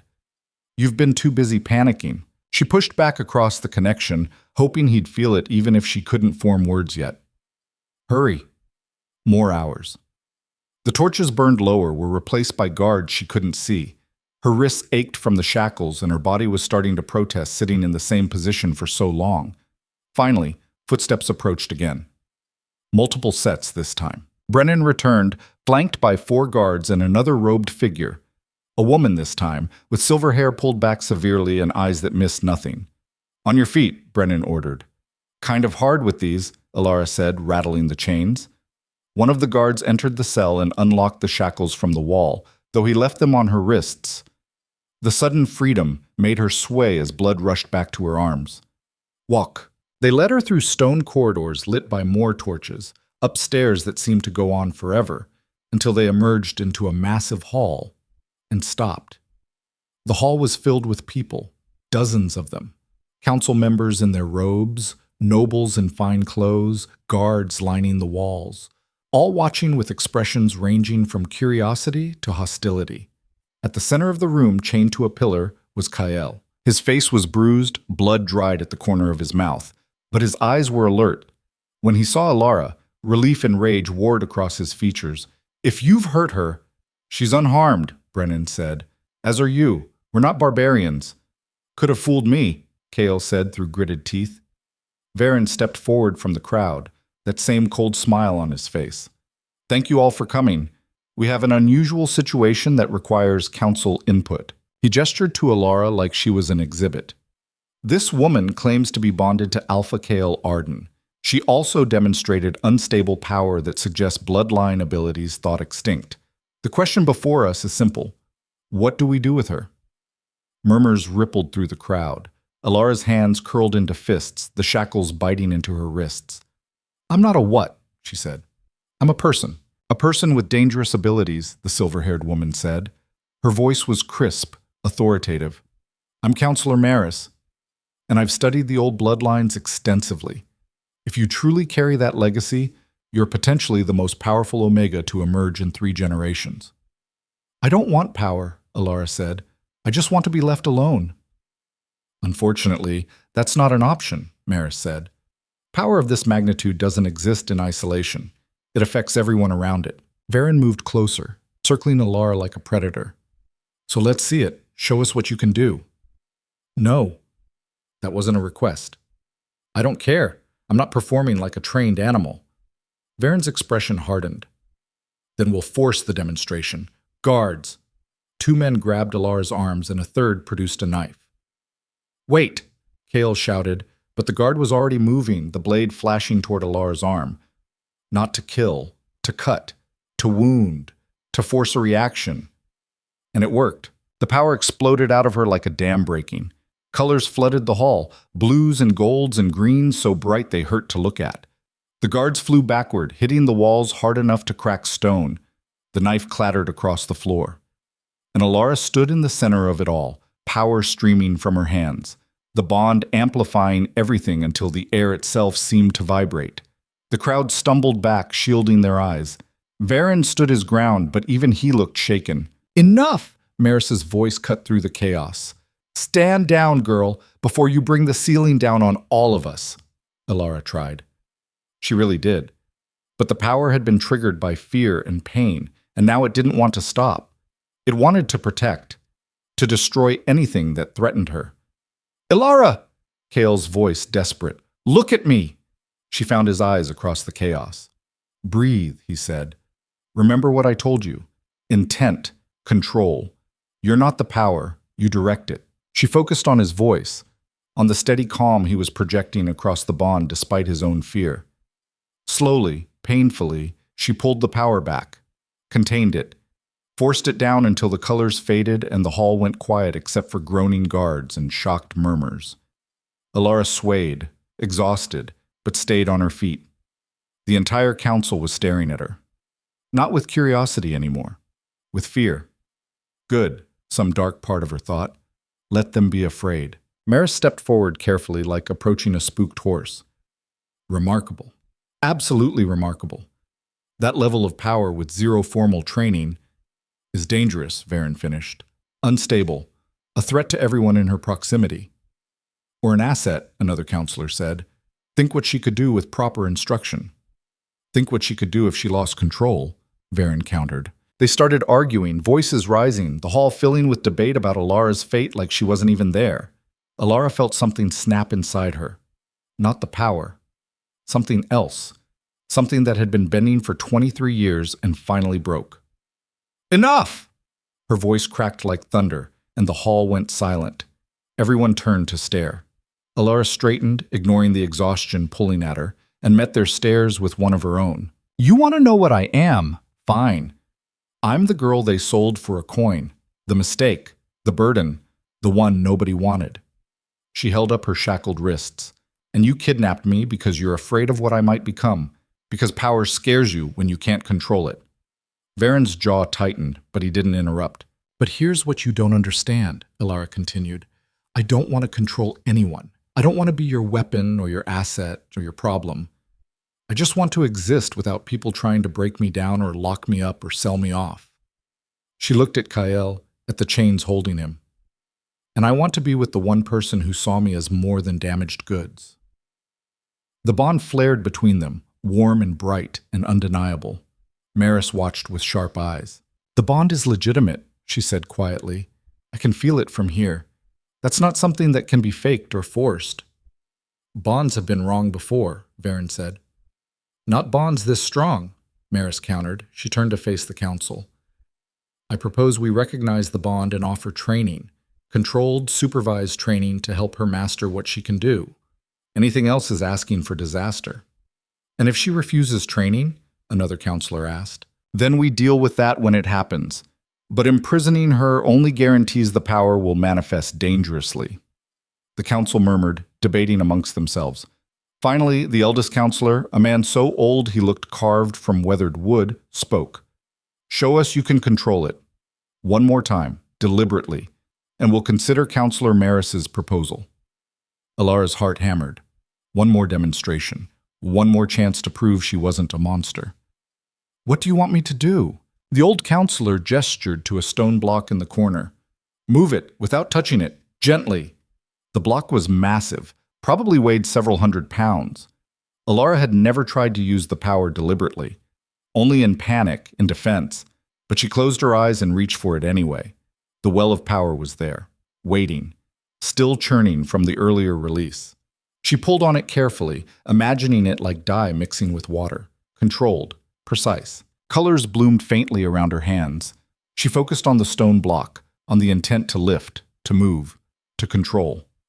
The block trembled, then rose. Slowly, shakily, it lifted 6 inches off the ground and floated there, suspended by nothing but her will and the power flowing through the bond. The hall was dead silent.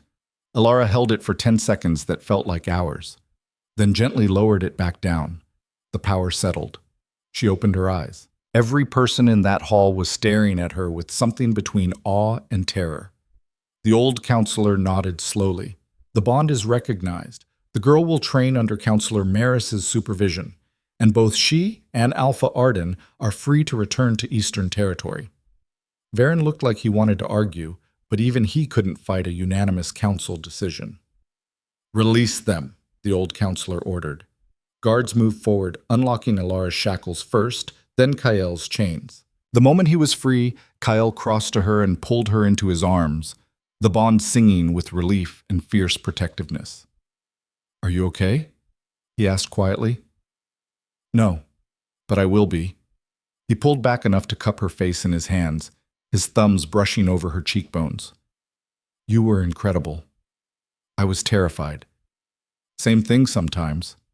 Despite everything, Alara felt her mouth twitch, almost a smile. Maris approached, her expression thoughtful.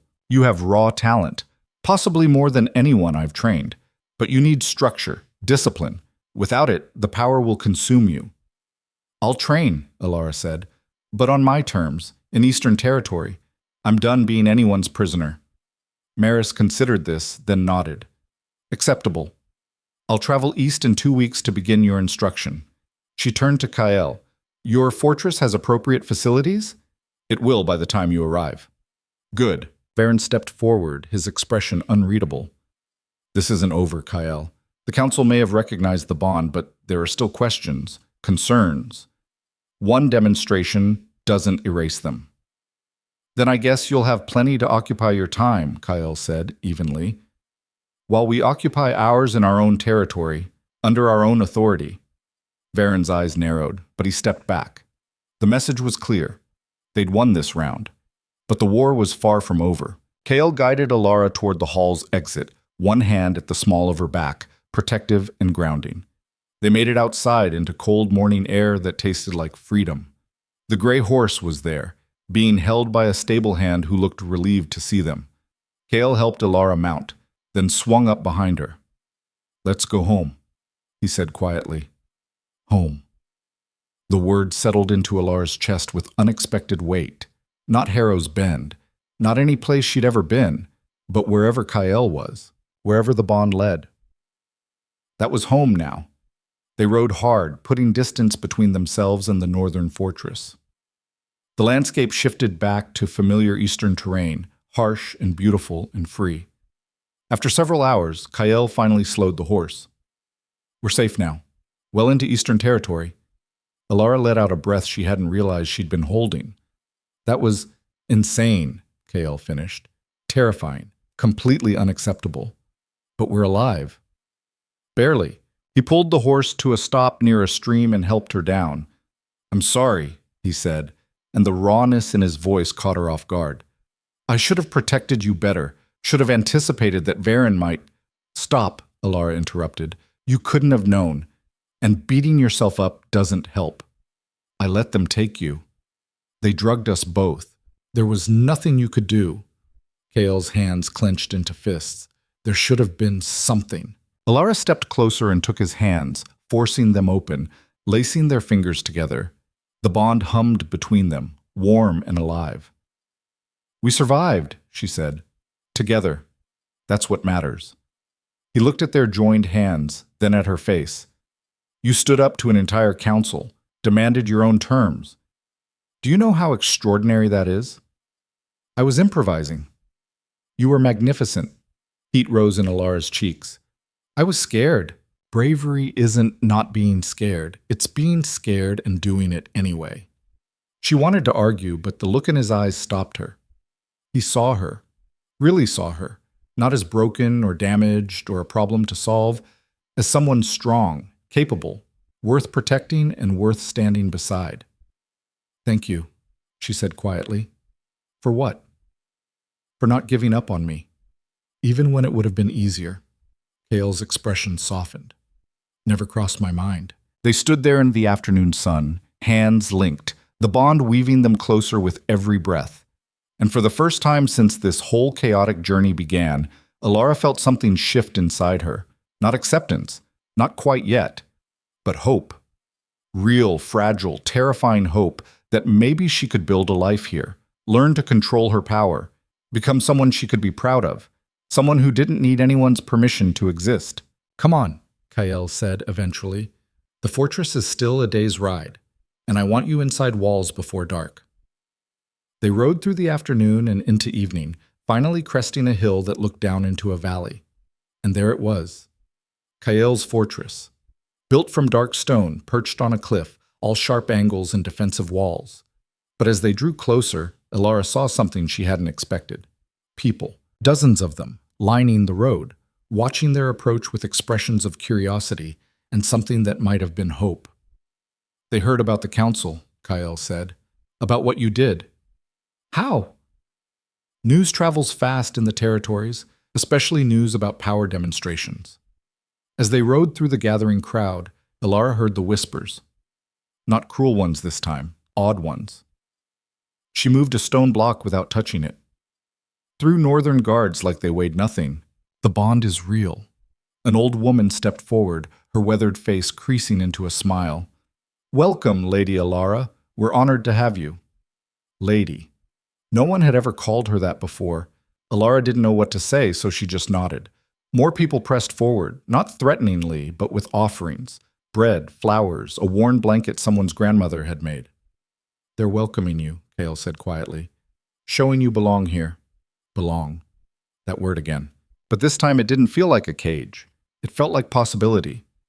They made it to the fortress gates, which swung open at their approach. Inside, more people waited. Guards, servants, a tall woman with dark hair who approached with military efficiency. Alpha. Lady Alara. She stopped herself. Thank goodness you're safe. We heard about the Northern Council and prepared for the worst. This is Lyra, Kael said, my second in command. She runs things when I can't. Lyra's sharp eyes assessed Alara with the same efficiency she probably used on military reports. You're smaller than the rumors suggested. Sorry to disappoint. A slight smile crossed Lyra's face. I didn't say it was a bad thing. Some of the most dangerous people I've known were small. She turned to Kael. Rooms are prepared. Food is ready. And there are approximately 47 things that need your attention, but they can wait until morning. Thank you, Lyra. She nodded and moved off, already barking orders to various staff members. Kael helped Alara dismount one final time, and they made their way into the fortress proper. It was huge, cavernous, all stone and wood and flickering torchlight, but it was also lived in, warm. People's voices echoed through the halls, not with fear, but with life. Kael led her to a set of rooms on the third floor, spacious, with actual windows that looked out over the valley. These are yours, he said, for as long as you need them. Alara walked through the space, touching the furniture, the curtains, the bed that looked softer than anything she'd ever slept on. It's too much. It's what you deserve. She turned to face him. Kael, I know, he said. I know you're not ready for this, for any of this. But you're safe here, and that's all that matters right now. Alara crossed to where he stood in the doorway. Stay, she said, just for tonight. I don't want to be alone. His expression softened. Okay. They settled on opposite ends of the couch, maintaining careful distance, but the bond connected them anyway. Alara closed her eyes, exhaustion finally catching up. And as she drifted toward sleep, she felt Kael's presence through the bond. Steady, protective, unwavering. For the first time in her life, she wasn't alone. And that was terrifying and comforting in equal measure. But it was hers, her choice, her bond, her future. Whatever came next, she'd face it on her own terms. Not as the broken girl they'd sold for a coin, but as someone powerful enough to move mountains. Even if she was still figuring out how. Morning came with pale light filtering through windows Alara wasn't used to having. She woke to find Kyle already gone from the couch, a blanket tucked around her that she didn't remember pulling over herself. The bond told her he was close, somewhere in the fortress, already dealing with the 47 things Lyra had mentioned. Alara sat up slowly, every muscle protesting. The past few days had been a blur of violence and fear and power she still didn't understand. But she was alive, free, in a place where people called her lady instead of burden. It felt surreal. A knock at the door interrupted her thoughts. "Come in," she called, expecting a servant. Instead, Lyra entered carrying a tray of food and what looked like clothing draped over one arm. "Thought you might be hungry, and you can't keep wearing the same clothes you fled in. They're practically falling apart." Alara looked down at her dress. Lyra wasn't wrong. The fabric was torn in places, stained with dirt and dried blood from the skirmish at the ravine, worn thin from days of hard travel. "Thank you." Lyra set the tray on a small table and laid out the clothes. Simple, but well made. Trousers, a tunic, boots that looked like they'd actually fit. "Kale mentioned you worked with dyes. Figured you'd appreciate quality fabric." "I do," Alara admitted, running her fingers over the material. The weave was tight, even, the kind of work that took skill and patience. Lyra watched her with those sharp eyes. "You held up better than most people would have. The kidnapping, the council, all of it." "I didn't have much choice." "There's always a choice. You could have broken.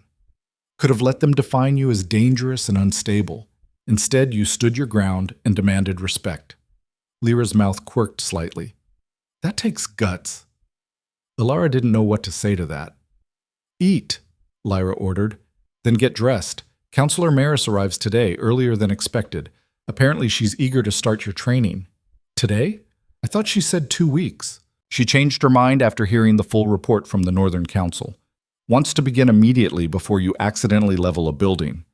Alara's stomach dropped. "I wouldn't—" "Not on purpose, no, but untrained power has a way of manifesting at inconvenient times. Better to get ahead of it." Lyra moved toward the door, then paused. "For what it's worth, I'm glad you're here. Kael's been alone too long.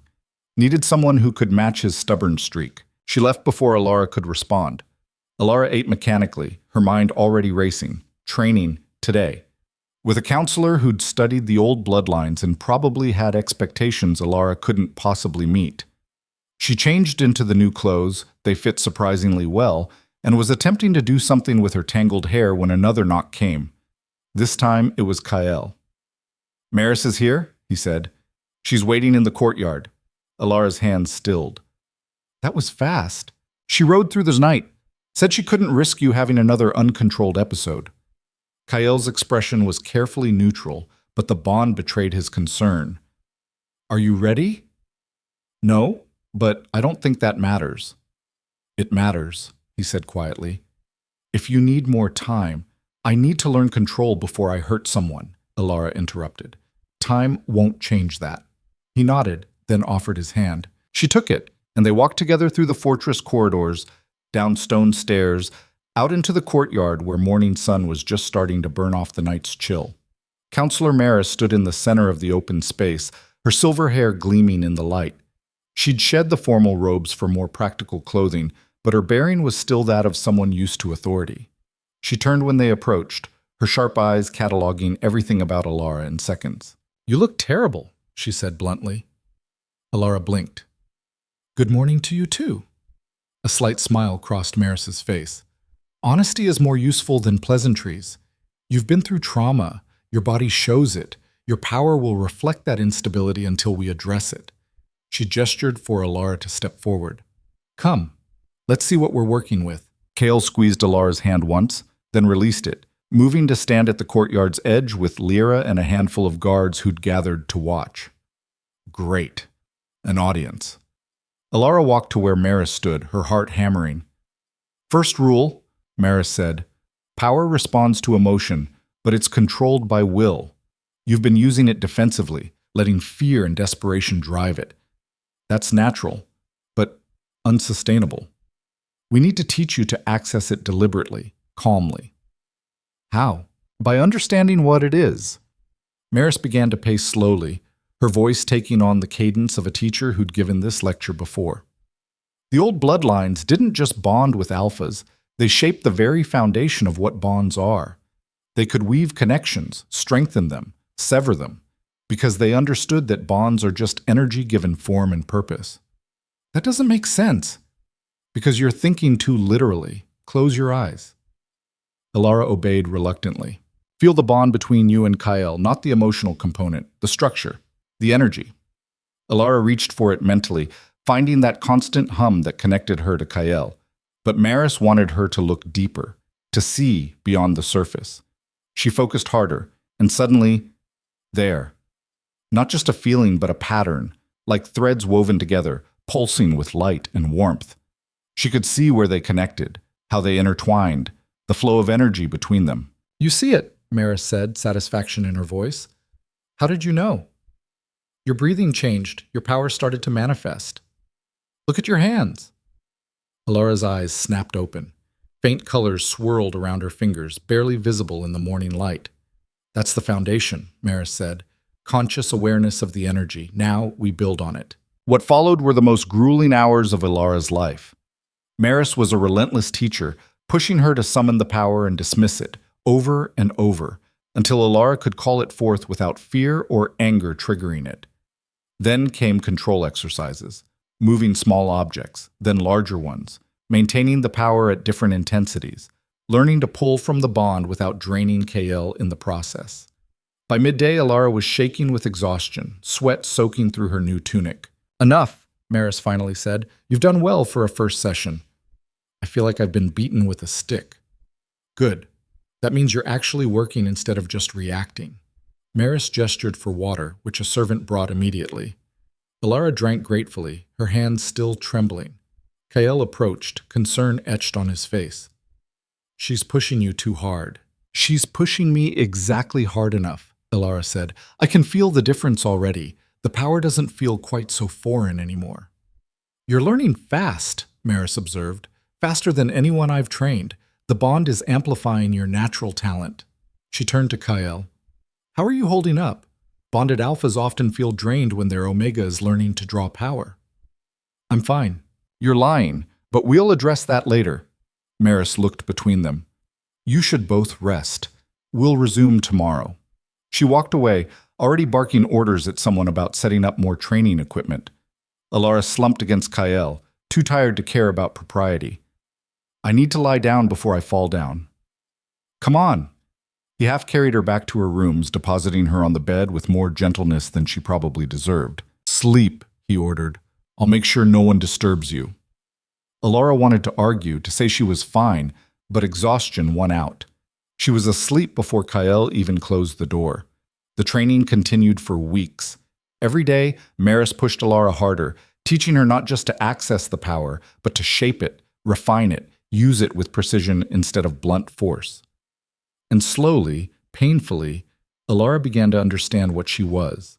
Not broken, not a mistake, just someone with abilities that required discipline and practice to master. The fortress residents grew accustomed to seeing colored light streaming from the training courtyard, to hearing Maris's sharp corrections and Alara's frustrated responses. Some watched from windows. Others made excuses to pass through the courtyard, curious about the woman who could move objects with her mind and strengthen bonds with a touch. And gradually, word spread beyond the fortress, to the settlements, the trading posts, the outer territories. The Eastern Alpha had bonded with someone powerful, someone from nowhere, with no family, no status, no connections, someone who'd been sold for a single coin and had become something the entire region was starting to talk about. 2 months after the Northern Council incident, a delegation arrived at the fortress gates. Alara was in the training yard when Lyra came to find her. You have visitors, she said, her expression unreadable. Who? People from Harrow's Bend. Your mother leads them. The practice sword Alara had been using, part of Maris's insistence that she train her body as well as her power, dropped from nerveless fingers. No. They're requesting an audience. Kael's inclined to send them away, but he wanted to ask you first. Alara's first instinct was to refuse, to hide, to avoid the confrontation. But something stopped her. She'd spent her whole life running from her family's judgment, letting their words define her worth. Maybe it was time to stop running. "I'll see them," she said, "but on my terms. In the Great Hall. With witnesses." Lyra's expression shifted to something like approval. "I'll arrange it." An hour later, Alara stood in the Great Hall, Kael at her side, Maris and Lyra flanking them. The position was deliberately symbolic. She wasn't alone anymore, wasn't defenseless. The doors opened and her mother walked in, followed by Tobias, Mira, Roland, and 3 others Alara vaguely recognized from the market. They looked smaller than she remembered, older, worn down by hard living in a town that extracted everything from its people and gave back nothing. Her mother's gaze found Alara and held. For a long moment, no one spoke. Then her mother took a hesitant step forward. "Alara, thank you for seeing us." "I didn't do it for you," Alara said, her voice steady. "I did it because I'm done letting fear make my decisions." Her mother flinched but nodded. I came to apologize." The words landed like stones in still water, ripples spreading through the hall. Alara waited. "We were wrong," her mother continued, each word seeming to cost her. "About you, about what you were capable of. We let fear and ignorance turn us cruel, and I destroyed something I should have protected." "You tried to sell me for a coin," Alara said flatly, "burned my stall, sent guards to drag me back like a runaway dog. Which part of that are you apologizing for?" "All of it," her mother whispered. "All of it, Alara. I know I can't undo what was done. I know you have no reason to forgive me, but I needed you to know that I see it now. What I did to you. What we all did. And I'm sorry." Tobias stepped forward, his usual sneer gone, replaced by something that might have been shame. "I'm sorry too. For the coin. For everything. We were afraid of what we didn't understand." "So you tried to destroy it," Alara said. "That's what you do when you're afraid, isn't it? Destroy things before they can prove you wrong." "Yes," her mother admitted, "and we were wrong. So catastrophically wrong." Mira spoke up, her sharp voice subdued. "The town's struggling. Without your work, without your skill, people are going elsewhere for their dying. The market's failing. We're losing trade." Alara laughed, bitter and sharp. "So you came here for help, not to apologize, to ask the burden you threw away to save you." "No," her mother said quickly. "No, we came to apologize. To try, however futilely, to make amends. What you do with that is your choice." The hall went silent. Alara looked at the people who'd made her childhood a nightmare, who'd convinced her she was worthless, who'd celebrated when she'd been driven out, and felt nothing. No anger, no pain, no desperate need for their approval. They were strangers who happened to share her blood. Nothing more. "I forgive you," she said finally. Her mother's eyes widened, hope flickering across her face. "But I don't forget," Alara continued. "And I don't owe you anything. Not help. Not a relationship. Not even my time beyond this conversation." The hope dimmed. "You're right," her mother said quietly. "You don't owe us anything." "However," Alara said, surprising herself, "if individuals from Harrow's Bend want to come here to learn dyeing techniques, to trade fairly, to conduct themselves with respect, they're welcome. Not because of you, despite you." She looked at Kael, who nodded support. "The Eastern Territory doesn't turn away people seeking honest work or knowledge. But if anyone from your delegation causes problems, hurts anyone under my protection, or tries to manipulate me, they'll answer to me. And I'm not the powerless girl I was. Understand?" "Yes," her mother said. "We understand." Alara gestured to the door. "Then we're done here." They filed out slowly, her mother lingering at the door as if wanting to say more. But Alara turned away, and eventually her mother left, the door closing with a finality that felt like ending a chapter. Kael's hand found hers. "You okay?" "Yeah," Alara said, and meant it. I really am. Maris approached, approval in her sharp eyes. Well handled. You gave them nothing they didn't earn and offered grace where it wasn't deserved. That's the mark of someone who understands power isn't about cruelty. It's about choice. I just didn't want to carry their poison anymore, Alara admitted. Hating them would mean they still controlled part of me. Wise, Maris said. Now come. We have more training to do. The weeks turned into months. Alara's control grew steadier, her power more refined. She started working with the fortress dyers, teaching techniques and learning new ones, creating fabrics that were both beautiful and imbued with traces of her power. Cloth that held color longer, resisted fading, felt almost alive against the skin. Word spread further. People traveled from distant territories just to see her work, to commission pieces, to learn from someone who understood diecraft at a level most couldn't comprehend. And the fortress changed around her. What had been stark and purely functional began to show color. Banners she'd created, tapestries, clothing that marked the Eastern Territory as a place where beauty and strength coexisted. 6 months after arriving, Alara stood in the courtyard at dawn, practicing the meditation exercises Maris had taught her. The power flowed easily now, responding to her will like dye mixing with water, natural, controlled, purposeful. She heard footsteps and opened her eyes to find Kyle approaching, 2 cups of tea in hand.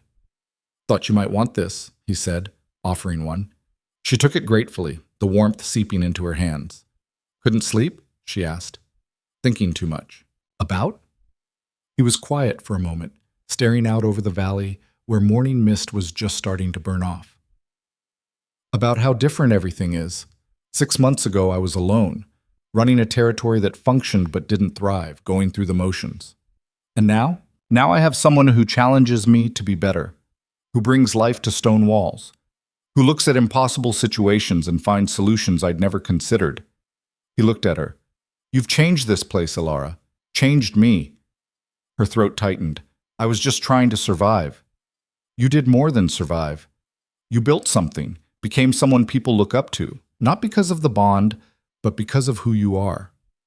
Alara set down her tea and stepped closer. I couldn't have done any of this without you, without the bond giving me a foundation to build from. The bond gave you opportunity, Kyle corrected.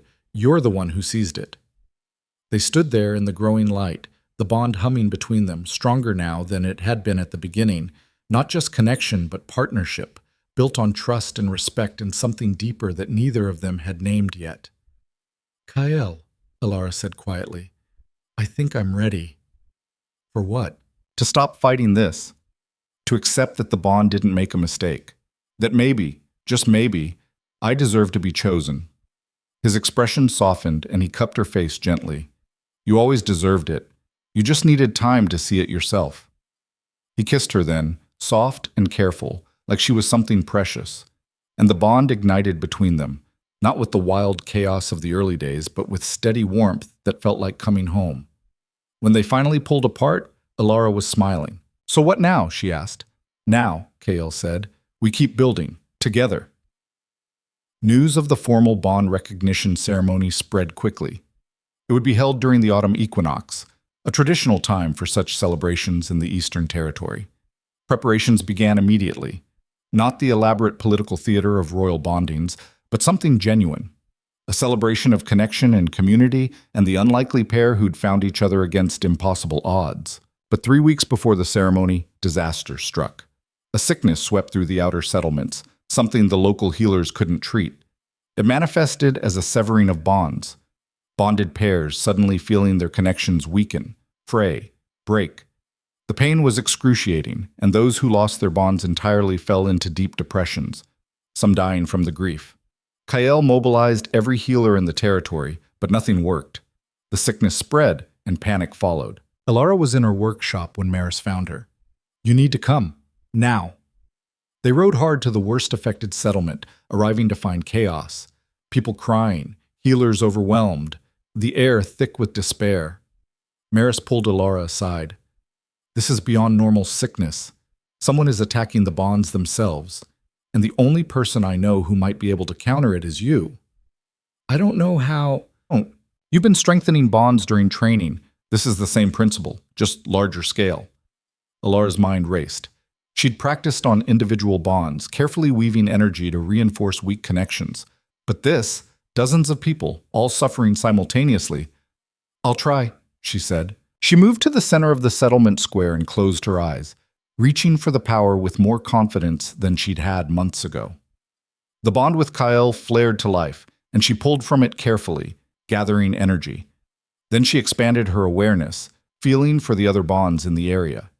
They were there, hundreds of them, all showing signs of damage.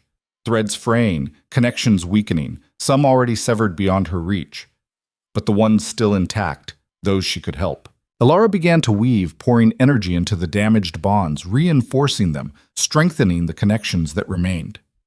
It was exhausting work, requiring more precision and power than anything she'd attempted before. Colors streamed from her hands, brilliant blues and golds filling the square, visible patterns of energy flowing from person to person as she worked to save what could be saved. Hours passed, maybe longer. Time became meaningless as Alara lost herself in the work, feeling each bond she touched, each connection she reinforced. Finally, when her legs were shaking and her vision was starting to blur, she felt it.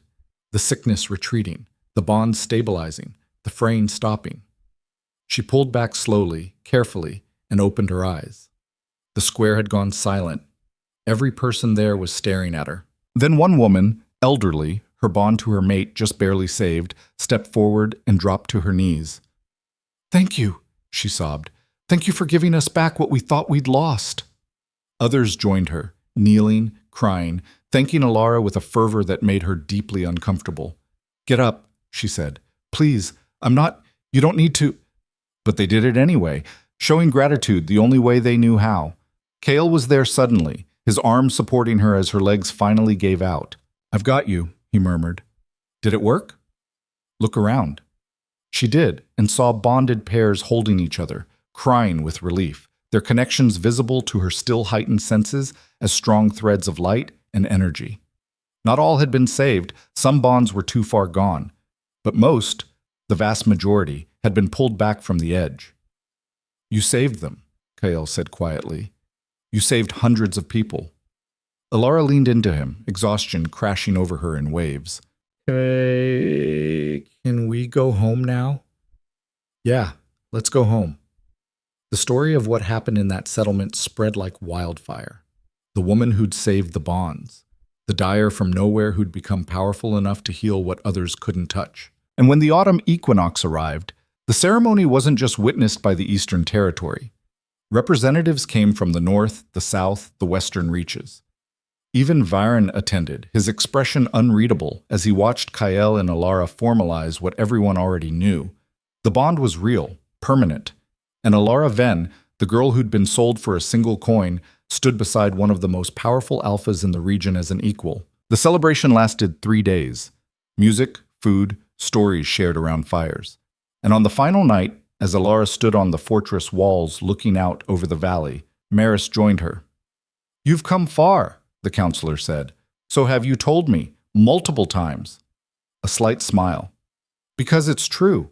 And because I'm proud of you, though I rarely say such things." Alara looked at her mentor. "Thank you for everything, for not giving up on me when I was a mess." "You were never a mess, just unpolished. There's a difference." They stood in comfortable silence, watching the stars emerge. "What happens now?" Alara asked eventually. "You keep learning, keep growing, keep using your power to help rather than harm." Maris paused. "And perhaps you start teaching others. There are people with latent abilities who could benefit from someone who understands what it's like to feel broken and powerless." "You think I should train others?" "I think you have wisdom that comes from surviving what would have destroyed most people. That's valuable. Use it." The idea settled into Alara's mind, taking root. A school, a place where people with abilities could learn control without fear or judgment, where being different wasn't a death sentence. "I'll think about it," she said. "Good." Maris left her there, and eventually Kyle appeared, as he always did, drawn by the bond and by choice in equal measure. "What are you thinking about?" he asked. "The future. What we could build here." "We?" "Yeah, we." She took his hand, lacing their fingers together. "I was alone my whole life, told I was worthless, broken. a mistake, and I believed it because I didn't know any better. And now? Now I know that worth isn't something others give you. It's something you claim for yourself. And I'm claiming mine. Cale pulled her close, the bond singing between them. I love you, he said. In case that wasn't obvious, Alara smiled against his chest. I love you too, though I'm still not entirely sure why. Because I'm devastatingly charming? Because you saw me when I was invisible, and you didn't try to fix me. You just gave me space to fix myself. Best decision I ever made. They stood there as the celebration continued below, two people who'd been thrown together by forces beyond their control and had chosen, deliberately and consciously, to build something lasting. Months turned into years. The school opened, training dozens of people with latent abilities. The Eastern Territory thrived, becoming known not just for its harsh beauty, but for its acceptance of those who didn't fit elsewhere. And Alara's reputation grew, not as a weapon or a tool, but as someone who used power to heal and protect and create. She never forgot where she came from. The coin that had been thrown at her feet stayed on her desk, a reminder that other people's assessment of her worth had been laughably wrong. And when young people came to her, scared and convinced they were broken, she'd tell them the same thing every time. They don't get to decide what you're worth. You do. And trust me, you're worth so much more than they could ever imagine. Some believed her immediately. Others took years. But eventually, they all learned the same lesson she had. That survival isn't weakness. That power isn't about control. That being different isn't being damaged. And that sometimes the people who throw you away are simply too blind to recognize what they're losing. Years later, when Alara stood in the workshop she'd built, surrounded by apprentices, by fabrics that shimmered with traces of her power, by the life she'd created from nothing, she thought about the girl who'd mixed dyes on a bridge in Harrow's Bend. That girl would never have believed this was possible, would never have imagined standing beside an alpha as an equal, training others, being respected, being loved. But that girl had been stronger than she'd known, had survived when survival should have been impossible, had taken the broken pieces of herself and woven them into something whole. Not perfect, never perfect, but hers. And that made all the difference.